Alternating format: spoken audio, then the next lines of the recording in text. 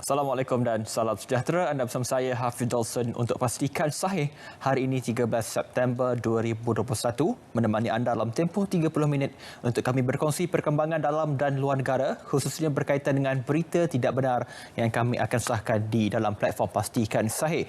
Baik, seperti biasa kita akan mulakan dulu perkembangan terkini pemberian dos vaksin COVID-19 setakat semalam 12 September 2021. Kita melihat kepada angka yang telah diberikan iaitu jumlah dos sebanyak 227,476 di mana dos kedua ataupun dos lengkap melebihi daripada dos pertama iaitu 151,130 dos dan melihat kepada kumulatif jumlah dos diberikan kini berjumlah 38,260,575 dos. Masih lagi ada beberapa negeri yang masih lagi mencatatkan jumlah pemberian dos vaksin lengkap kepada populasi dewasa di bawah kurang 50%. Dan secara total di Malaysia, peratusan vaksinasi populasi di Malaysia bagi populasi dewasa kini sudah pun mencapai 73.4%, melebihi 17,000 individu, dan kepada mereka yang mendapat sekurang-kurangnya satu dos 91.3%, kini sudah pun melebihi 90%, dan ini adalah satu jumlah dan juga peratusan yang memberangsangkan. Perjalanan PICK ataupun program imunisasi COVID-19 kebangsaan PICK akan diteruskan sehingga kita mencapai nilai ambang 80% populasi dewasa mendapat vaksin COVID-19. Baik, seterusnya, kalau dulu MySejahtera dilengkapi dengan butang check-in ataupun daftar masuk, kini MySejahtera telah dikemaskini dengan butang ataupun button check-out ataupun daftar keluar. Namun terdapat dakwaan bahawa jika anda tidak mendaftar keluar ataupun check-out MySejahtera di sesuatu premis, anda akan dikenakan kompaun. Malah menurut Kementerian Kesihatan Malaysia KKM bahawa grafik yang tular melalui aplikasi WhatsApp berkenaan adalah tidak benar. Tiada denda berjumlah RM1,500 jika tiada daftar keluar di dalam aplikasi MySejahtera anda sebagaimana yang dinyatakan dalam grafik yang kami nyatakan. Baik, walaupun kebanyakan negeri sudah pun memasuki fasa kedua, namun tiada arahan BDR ditarik semula. Menurut Majlis Keselamatan Negara MKN, kenyataan tersebut adalah tidak benar.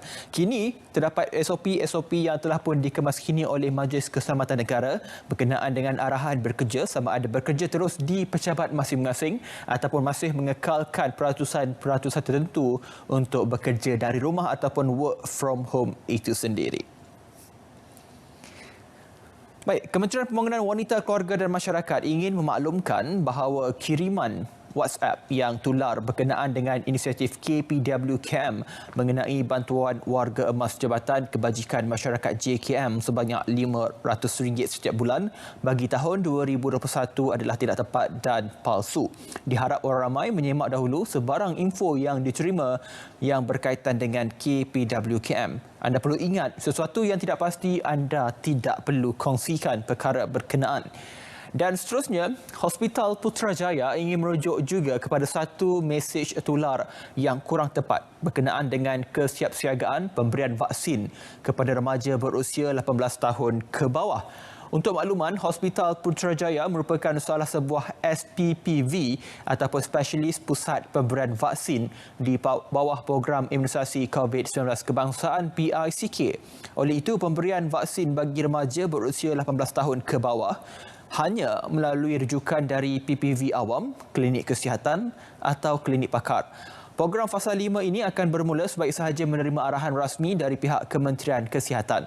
Maklumat pemvaksinan secara walk-in ataupun jumpa terus adalah tidak benar dan boleh menimbulkan kekeliruan ramai pihak. Baik, seterusnya kami kongsikan kepada anda satu siaran media yang penting untuk kami kongsikan daripada Pengarah Jabatan Keselamatan Dalam Negeri Ketenteraman Awam KDNKA berkenaan dengan sebaran mesej bahawa helikopter Polis Diraja Malaysia PDRM telah memasuki ruang udara Singapura. PDRM telah mengesan sebaran mesej berkenaan di media sosial yang mendakwa helikopter milik PDRM telah menceroboh ruang udara Singapura yang bertarikh pada 11 September 2021 iaitu pada Sabtu. PDRM mengesahkan bahawa terdapat penerbangan helikopter milik PDRM di ruangan udara berhampiran Singapura pada hari berkenaan. Baik, seterusnya kita ingin melihat kepada satu lagi kenyataan media daripada Pengarah Kesihatan Negeri Sarawak. Ini berkenaan dengan peningkatan jumlah kes Sarawak yang mencatatkan peningkatan ketara kebelakangan ini, iaitu sebanyak jumlah 5,291 kes baharu adalah daripada 28,065 keputusan sampel yang diuji. Manakala kadar positif adalah 18.8% dan kadar ini meningkat daripada purata 14.5%. Ini menunjukkan kejadian penularan ini telah berlaku secara meluas dalam komuniti. Kepada penduduk Sarawak, anda diminta untuk terus berhati-hati dan ini menunjukkan bahawa peningkatan yang berlaku bukanlah bermakna kita pun sudah bebas walaupun sesuatu negeri ataupun kawasan sudah pun mencapai 80% imuniti kelompok. Baik, seterusnya, hampir 100% pegawai dan anggota polis Diraja Malaysia PDRM telah melengkapkan 2 dos suntikan vaksin COVID-19. Kata Timbalan Ketua Polis Negara, Timbalan Ketua Polis Negara DIG Datuk Seri Haji Mazlan Lazib. Beliau berkata setakat ini hanya sebilangan kecil warga PDRM belum menerima suntikan vaksin berkenaan disebabkan faktor kesihatan selain masih menunggu tarikh janji temu ditetapkan. Beliau berkata demikian pada sidang media selepas menyempurnakan program outreach psikologi dan spiritual Jabatan Integriti dan Pematuhan Standard JIPS PDRM kepada warga kerja serta pesara PDRM yang terlibat bencana banjir akibat fenomena kepala air di Yan pada 18 Ogos lalu. Baik, semua sedia maklum bahawa Pulau Langkawi kini telah pun dibuka kepada seluruh rakyat Malaysia untuk menjalankan aktiviti percutian. Malahan, pemantauan lebih menyeluruh akan diadakan bagi memastikan pelancong mematuhi prosedur operasi standard SOP gelembung pelancongan yang ditetapkan di Pulau Langkawi bermula 16 September ini. Timbalan Ketua Polis Negara, Datuk Seri Haji Mazlan Lazim berkata, pasukan pemantau akan digerakkan di bawah Ibu Pejabat Polis Daerah Langkawi termasuk penambahan anggota bagi melakukan pemeriksaan di lokasi-lokasi pelancongan. Menurutnya, kesemua pelancong perlu mematuhi SOP khusus terbabit bagi mengelak penularan pandemik COVID-19. Selain pihak polis akan memastikan pelaksanaan SOP dipatuhi termasuk penggiat industri pelancongan. Baik, kami kongsikan kepada anda apa yang anda perlu lakukan sekiranya anda sudah lengkap vaksinasi tetapi masih lagi tiada sijil digital yang dikeluarkan ataupun dipaparkan di dalam aplikasi MySejahtera anda. Anda perlu mengemas-kini butiran-butiran yang kami kongsikan ini bagi memastikan sijil digital anda akan dikeluarkan ataupun dipaparkan di dalam aplikasi MySejahtera anda. Jika masih belum keluar, anda boleh menggunakan sijil fizikal vaksinasi yang anda perolehi selepas sahaja anda selesai mendapatkan dos kedua di PPV masing-masing. 28 termasuk 2 ahli parlimen dan seorang senator disahkan positif COVID-19 sebelum persidangan parlimen bermula hari ini. Menurut Tan Sri Dr. Nur Hisham, ahli parlimen terbabit disahkan positif menerusi saringan di luar kompleks parlimen. Manakala senator dan 25 kaki tangan parlimen disahkan positif selepas saringan dijalankan pada Jumaat dan Sabtu. 15 daripada mereka disahkan positif antara 27 Mei hingga 1 September lalu. Manakala 13 individu lagi baru sahaja dikesan positif buat kali pertama ketika saringan diadakan minggu lalu. Ekoran itu, kesemua 13 kes baharu itu tidak dibenar hadir ke parlimen dan pengesanan kontak rapat sedang dilakukan. Rumah Prihatin Grand Season sedia dijadikan pusat pemberian vaksinasi PPV semula bagi golongan remaja jika ada keperluan. Jelas Menteri Komunikasi dan Multimedia dan juga pengasas Rumah Prihatin Tan Sri Anwar Musa. Ini bagi membantu Kementerian Kesihatan KKM menggiatkan program vaksinasi kepada golongan tersebut. Kita sebagai pusat pemberian vaksin telah kita tamatkan kerana di Kuala Lumpur sebahagian besar sudah pun menerima vaksin dan kapasiti yang ada di PPV kendalian KKM itu sudah lebih daripada memadai buat masa ini. Kalau sekiranya ada keperluan di pihak KKM untuk melipat gandakan ataupun menyegerakan program vaksin kepada remaja, kita bersedialah untuk memberikan kerjasama. Tapi buat masa ini, aktiviti vaccination di sini telah pun ditamatkan kerana tidak ada keperluan buat masa ini. Sebanyak 97.46% guru sudah menerima dos pertama vaksin COVID-19 dan 88.56% telah lengkap divaksin setakat semalam.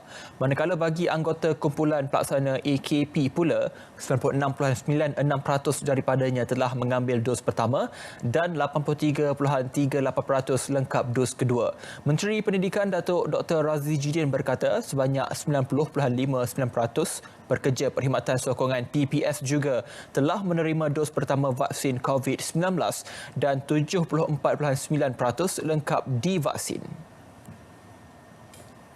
Dalam pada itu, sesi persekolahan bagi tahun 2022 akan bermula pada Mac.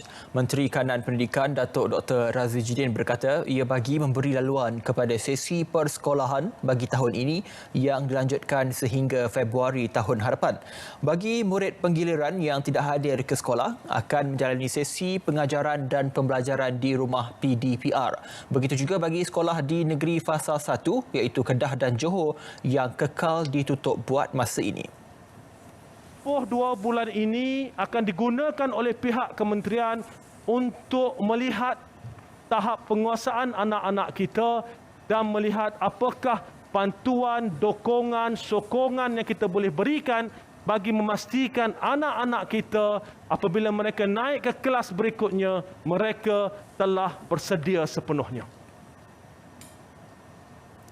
Dalam pada itu, ketidakhadiran ke sekolah tidak dianggap sebagai kesalahan disiplin jika ibu bapa bimbang ancaman COVID-19.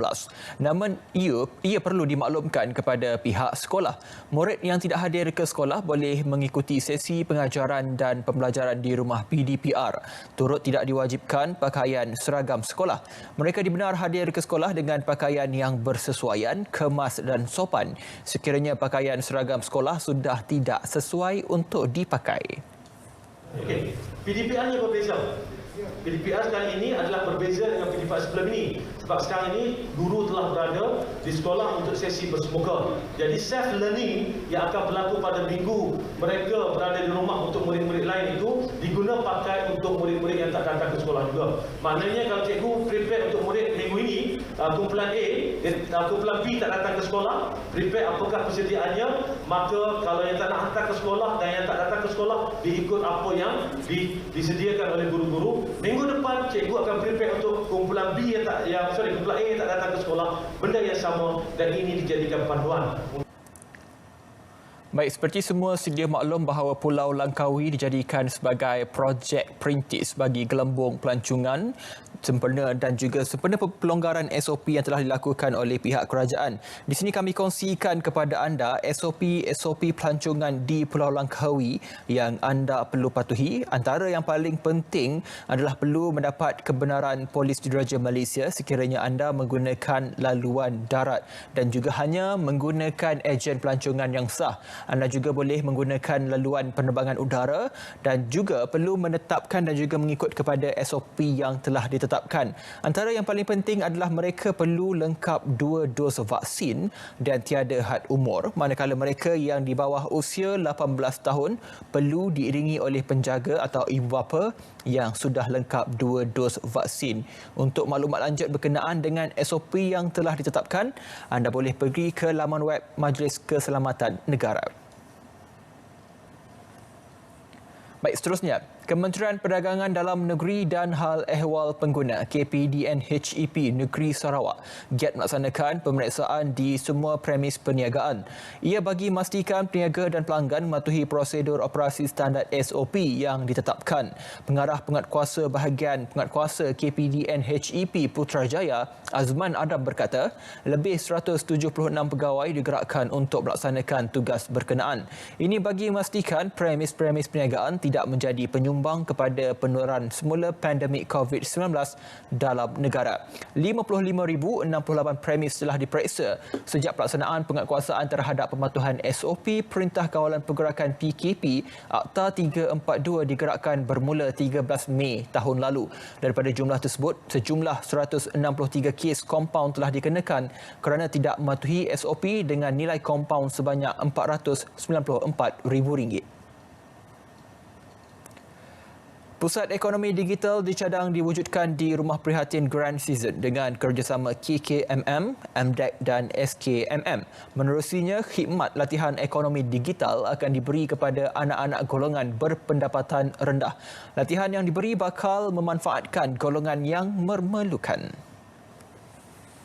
Mewujudkan pusat digital ekonomi di sini dengan kerjasama KKMM, MDEC, SKMM ya, untuk memberi latihan kepada anak-anak keluarga miskin belajar dan mengambil bahagian dalam kegiatan-kegiatan e-commerce sebagai satu program menyokong inisiatif digital ekonomi.